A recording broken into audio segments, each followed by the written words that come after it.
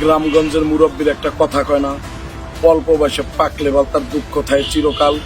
যেই গেম 5 তারিখে আমার নেত্রীর সাথে খেলছেন আপনারা, খোদার কসম এই খেলা শেষ না করে কিন্তু আপনারা উঠতে পারবেন না। গোপালগঞ্জের মানুষ কিন্তু খেলার লেগে রেডি। একটা কথা মনে রাখবেন, গোপালগঞ্জের মানুষ কিন্তু নাম্বার 1 ব্রান্ড।